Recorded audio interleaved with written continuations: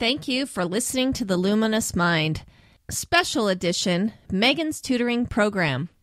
If other people want to be tutors, I would say the important thing is if they're in a traditional school, help them, but you need to emphasize to them that you're not just doing this so that they get good marks on an exam.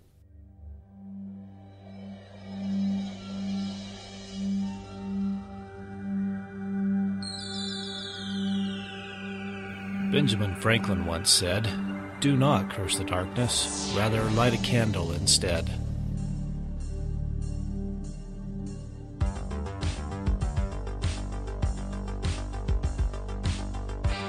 If you're ready to set your mind on fire, then prepare yourself for the Luminous Mind with your host, Rebecca Bowman.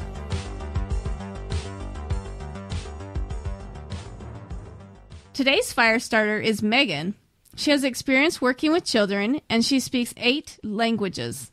She started her own tutoring business to teach children and adults foreign languages and also the ability to learn English or perfect their English, along with lessons in Christianity, Judaism, and all sorts of history from beginner through advanced. Welcome, Megan. So, Megan, I've kind of told our audience a little bit about you. Do you kind of want to expound upon that description and kind of tell us more about yourself, maybe personally and then professionally? Okay, sure. Well, personally and professionally, it kind of goes hand in hand with each other because I've always loved languages since I was a little girl. And I came to realize that I was 5 years old and I was living in LA at the time and was going to an incredibly diverse school with a lot of students from Mexico and Southeast Asia, and going to people's homes, other children's homes where they're speaking Spanish or Korean, for example. And I instantly fell in love with different languages and writing systems, and I just drew closer and closer to it.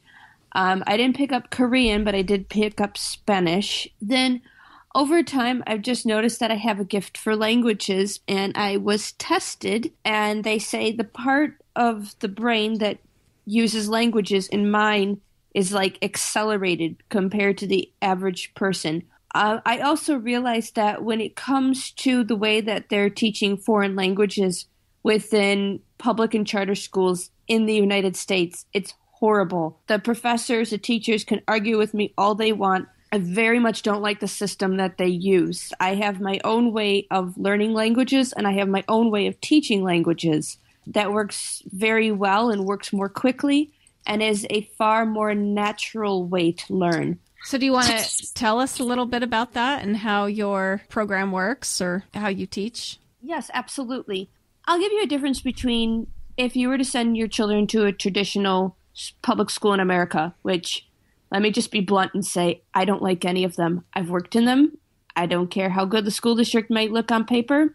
I am a very big supporter of like Montessori and unschooling because of what I have seen in traditional schools in the States. So let's say your child is taking a French class. In a public school, they'll start them off with learning the basics, like how are you in French, obviously, but like how are you, hello, can I have the bill, please? I would like to order, 2 burgers, this type of stuff. This is not how you learn. What I do is I use a natural approach, like how an infant would learn. Think back when you were an infant and a toddler yourself. How did you learn? First, you learn the sounds. Then you learn small words. Then you learn verbs. Then you progressed and, put the words, the nouns and the verbs together. So this is what we would do. So if I was to start with a child or an adult and they wanted to learn French, we first start with the sounds and the alphabet. From there, we do all nouns. I want you to learn about 500 nouns and know them cold before we go on to verbs. And what we do with the nouns is to make it simpler, we categorize. So you have anything that falls under family or stores or geography. And then after you know that, then we move on to verbs. Now we start with commonly used verbs, which can often also include irregular verbs: to have, to be, to go, to eat, to sleep, to do. These are common verbs we use in every language. Now, while you are learning the nouns. You will have to learn masculine and feminine, which is very common in many languages. But it comes naturally. So by this point, you're able, instead of like the public school way of just knowing how to get around Paris for your 2-week holiday, the way that I teach it is as long as you're doing 20 to 30 minutes every day, let's say 6 days a week of practice, by the time you have 500 nouns down and say 10 commonly used verbs, you can make an enormous amount of sentences to people, both in present tense and in simple past tense. We work with conditional, like I would like, later on. After that, then we add in adjectives and expand your vocabulary. But even prior to learning the alphabet, if you were to learn French, the first thing I would want you to do is spend about a month intensely listening to French. Like where I live, I'm in upstate New York. We're close enough to Canada that I can watch Canadian programs in French here.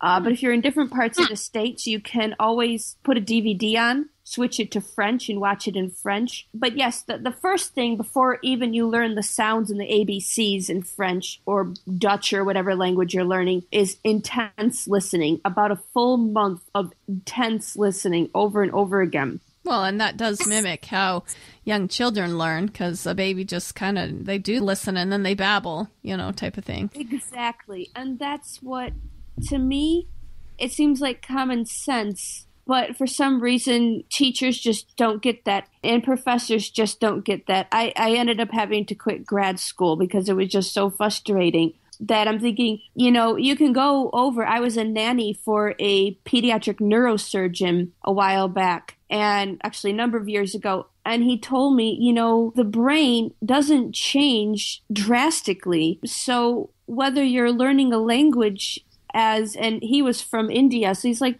whether my daughter's learning English now, and when she's older, I'll be teaching her Hindi and some other languages of India. He said she's going to learn it the same way that she learns English. For some reason, people think that when we become, 12 years old or 16 years old or 34 years old, what have you, that we have to learn a different way than how we learned as infants, and that's not true at all. Wow. So you say you tutor a lot of people that are, internationally. Do you do everything online, or how does someone work with you? Everything is online unless you happen to live close by to me, because I work with an international group. So if I was to help tutor somebody who's over, for example, in Sweden, mainly online, but if you live like around my area, then I would tutor you face to face. So do you use Skype then? Is that how you? Yes, I do. Do your tutoring? Mm-hmm. Great. I notice most people have Skype. Yeah, it's becoming pretty common. So how do you teach lessons? You say you teach lessons in Christianity, Judaism, and all kinds of history. Do you do that on Skype too, or do you have a curriculum for that as well? I do that on Skype too. Basically, that comes down to students who would need help. Most of them are in traditional schools, homeschooling as well. I've just started reaching out to homeschoolers and unschoolers, and realize I probably should have done that earlier because the feedback is really good. So anything that they're interested in, we'll go through and work together. I like to use different places, videos and stuff that I find. HistoryChannel.com has wonderful 3-minute segment videos on tons and tons of different world history. So that's always a great place to start. Articles that I can give them. So it's actually easier to work with unschoolers and homeschoolers and Montessori students because they can delve into a topic, a historical topic, for example, Industrial Revolution, as much as they want to.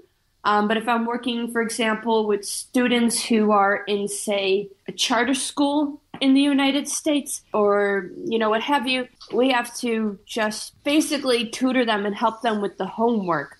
And quite often with that, it's more like trying to read between the lines of what their teacher is trying to say. Skimming the surface kind of thing. Yes, and it is. And it's like, I go through with them and I'm like, well, this could be debated, or like, okay, this is good, but let me tell you, this is just, like you said, skimming the surface. I'm like, this one question alone could be enough for your entire semester. So I guess I do tend to waffle on a bit. I do apologize about that, but it is more fun working with the Montessori or the homeschooling students because we can really get into a topic. Yeah, what's fun too is that religion and history, as I'm sure you know, are very intertwined. Yes, it is. Yes, and sorry, go ahead. Well, and sometimes the language is intertwined in that as well. Yes, the languages and religion and history can definitely all be intertwined. And I'll give you a great example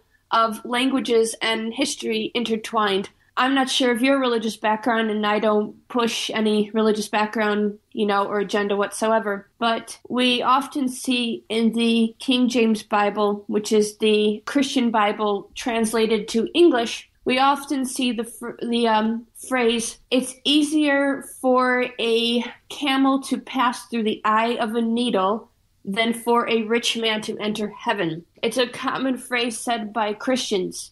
However, if you have studied linguistics, like I have, you will realize that it is incorrect. In Aramaic and Hebrew, the word gamel, spelled GML, because they do not put the vowels in when they write, is both the words for camel and rope. So you just have to know if the person's using camel or rope based on the context of the sentence. So the correct translation should be, "It's easier for a rope to pass through the eye of a needle than for a rich man to enter heaven."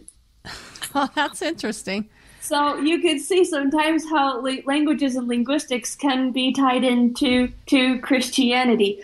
The other concern I always had with the public schools is that they're not allowed to teach religion at all. Well, I say, well, then how are you going to teach the Middle East? Because Islam and history and all of that are tied into each other. You cannot separate the two. Yeah, that is for sure. And like we said, everything interconnects, and your spiritual life interconnects with your intellectual life as well. So. Yes. Before we go on, let us take a minute and hear about our sponsors.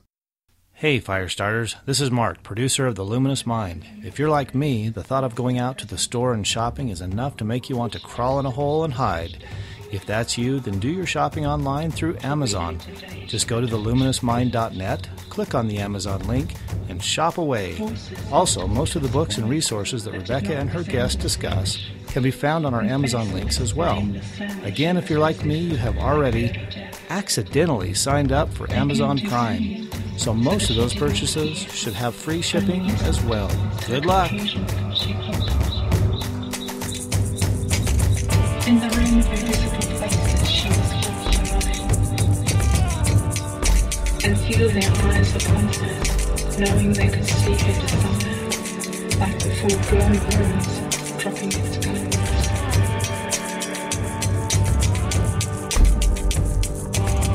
Knowing she would fall into the hours. Welcome back to The Luminous Mind with Megan's tutoring program. So what other services do you offer families? Do you offer any other services besides tutoring? Within my area, I'm trying to nanny as well. I've been a nanny for numerous families before. I just moved to this area in the fall, but previously I was living in central New York, and I was a nanny for a pediatric neurosurgeon, a pediatric nurse, another surgeon. Actually, the nurse and the other surgeon are married, an OBGYN. So that's just basically in my local area that, I've just moved here and I'm doing the online tutoring, but I'd also like to go out and work more with kids and work with the family. But that's just something that affects people within my area. And hopefully I hear back from somebody soon, but I just put that out there. But definitely helps having years of experience nannying like OBGYN's children, because you learn so much incredible, like how to use EpiPens, how to do CPR, child nutrition, and, just learning from experts. Yeah. So what successes have you seen with the people that you've tutored? I've noticed an increase in how comfortable they are in learning English. I've been working with some people from Finland who are just lovely people, and I noticed more fluency. Now, the Finns come to me, and they have been learning English since they're about 7 or 8 years old, so their English is always already really good to begin with. But because Finnish uses a completely different syntax than us, which is a sentence structure, it's a little bit difficult for them to always put the words, the English words, in the correct order. So what I'm noticing from the Finns is that over time they are using English in the correct word order more. So that's one thing that I'm noticing. With beginner students, I'm noticing with children, for example, if they're learning, say, Spanish, I'm learning that they're just having a lot of fun. To honestly answer your question, I don't do it the school way. We incorporate music, we incorporate art, so it's a lot more fun that way. And I think for children, and not just, 6-year-old children, but even say 13-year-old children, it's just, if they can incorporate the arts and just have more fun with it, they're more willing to want to learn it. That's great. So what kind of personal habits do you have that you think help make you successful? I'm a kind person. I have a great sense of humor. I have a very good work ethic and great motivation. So I would say those are some of the things. That's a hard question to answer. So what is the one thing that you're doing with some of your students that maybe you're most excited about? You talked about the Finnish people that you're working with. Is there any others that you can think that? I guess, for me, to be honest with you, anything that I'm excited about is really actually just teaching in its entirety, because I'm teaching topics that I know very, very well. We talk about the languages a lot, but in history, I'll let you know, I was taking honors courses. I had perfect 100s on everything. Now I know grades are, overrepresented in schools. Students tend to think grades are the be-all and end-all, and I personally think they need to get rid of grades. But I did get straight 100s in all honors courses, and then went and did the same thing in university. So my background in history is very, very deep. Show me a history book and I likely have already read it too. So for me, I'm just talking about topics that I absolutely love. I'm hoping with traditional school students that I'm able to show them that, hey, this is really fun and there's a lot more involved in this, whether it's languages or history, than, just trying to pump out a good grade for your teacher and finish your homework. I take a lot of joy in trying to show students that there is a lot of fun in this. For me, it's fun either way. Only time it's not fun is when I'm like, your teacher is an idiot. What in the world are they trying to ask you? So what, that's funny. So basically you're trying to be a good mentor on self-directed learning and trying to teach them that it's fun to learn at any age, correct? Yes, exactly. I know, waffle on a little bit. No, that's great. Tell me some of your long-term goals. You talked about trying to expand into nanny. Do you have any other long-term goals that maybe? Well, nannying to me is not a long-term goal. A long-term goal for me would actually be to be a translator for the FBI. I did test with the FBI. It was so incredibly difficult. Okay, imagine the image where you have like 4 bulky guys in a room with you and you're sitting on a metal bench chair and they've made you leave like your purse, your identity, your phone, everything downstairs in a locked room, and you're there being hammered for 6 hours. Oh my gosh. And because they want you to be like fluent, they talk with their mouth full, they murmur, they switch dialects all the time, because when you're like doing top secret stuff, you have to be able to listen in on people who are, like bad people doing naughty things, and they might be eating lunch at the same time. So I dealt with that for 6 hours. I actually passed, but at the time in my life, I decided not to take it because it's an extremely high stress, extremely fast paced job in a place of the country where I don't know anybody. But one day, perhaps I'll get there. Another dream of mine would be to be a world-traveling photographer. But you have to have lots of money to even start to be a world-traveling photographer. Yeah, but nanny's not a long-term goal. It's just something that I enjoy doing, and I have done it before. Oh, that's great. So what advice or encouragement would you give somebody who's just starting out, either parents or other people that want to be tutors? If other people want to be tutors, I would say the important thing is if they're in a traditional school, help them, but you need to emphasize to them that you're not just doing this so that they get good marks on an exam.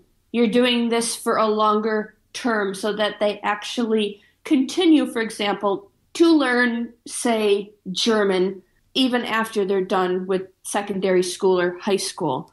I think, to me, that's actually the most important thing. That's something that I come across, too, is also like people from non-English speaking countries wanting to learn English, and then I notice they just want to learn enough English to like get by. And you have to emphasize to people that's not what tutors do. Yeah. Do you have a favorite book or resource that you want to share? Well, I read anything I can get my hands on, but for these topics, no, there is nothing. And the reason behind that is that when you have, for example, history books, you have people who are very conservative or very liberal.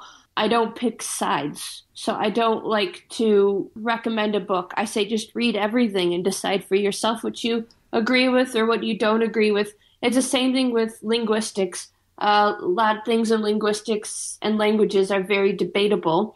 I mean, I'll be honest with you, I was tested through a university and I'm a genius in languages and linguistics. Even though I was tested as a genius, I still had professors of mine in grad school who would still argue and say that this was incorrect, even though I would come to school backing what my hypotheses up, saying, look, at some of these are already theories. Some of these, are backed up by some of the biggest linguistic professors and doctorate people in the world, and they'd still argue with me. So you can recommend all of the books that you want, but unfortunately the topics I teach are also very debatable.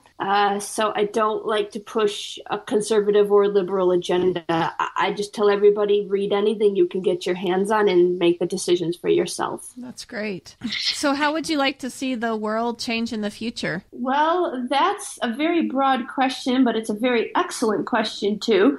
I would say I would love, well, we're talking about education, so why don't we just stick to that there? I would say I would love to see the ending of standardized testing. I'd love to see the ending of a grading system and go to a point system. So a student earns points based on their PowerPoint presentation, their essay, or even if they stood up for another student who was being bullied. I'd like to see, if we are going to keep traditional schools open, I'd love for all of them to adopt a Montessori method. I think that would be fantastic. Might be a good way for I'd like to end child abuse. I'd like to have set up an animal abuse registry within the states, and they don't have it in Canada at all. California and New York are the only states that have an animal abuse registry, which means that if you're a horrible person and abuse an animal, you're not allowed near them or to own them anymore. So that should be nationwide. We should have that. Just a lot of things that I would definitely like to improve. Yeah. So before we say goodbye, is there any parting words of advice or maybe a favorite quote that you like? And then give us contact information of how we can connect with you. Parting words for advice would be contact me. Let me be your tutor. Let's see. Yes, my contact information. Well, let's just do it this way. Instead of sending out to the website and everything like that, which I'll link people to, I will give people my email, which I'm perfectly fine to do. And if people want to email me after this podcast that they've heard, they're more than welcome to. Is it all right if I just give my Gmail name? Yeah, that's great. Okay. It's all lowercase letters. It's M as in Mary, E-G-A-N, so it's Megan, period, D as in dog, E, P as in Peter, E-R-R-O, the number 84 at gmail.com. Great, thank you. I'd also like people to know that the first lesson is free. So then you get to see if you work well with me. Like I said, I like to make things fun. I have a good sense of humor. I don't mind if we get off topic. Well, you can get off topic with unschoolers. You cannot get off topic with traditional schooling kids. But I try to make it fun, and I want to see if we connect well together. So a first lesson is free. Great. That sounds wonderful. Thank you. Well, thanks so much, Megan, for joining our podcast, and I hope that we have our listeners that will get a hold of you. Well, thank you, Rebecca. It was very nice speaking with you. Yes, it was fun. Thanks for listening to The Luminous Mind. To learn more about Megan's tutoring program, go to our show notes at theluminousmind.net. Also, be sure to become a subscriber to our free email list so you can receive our weekly audio blog, The Spark. We would love to have you join our program.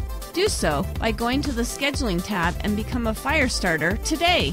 Help support the podcast by making all your Amazon purchases through the free Amazon widget on our website, theluminousmind.net.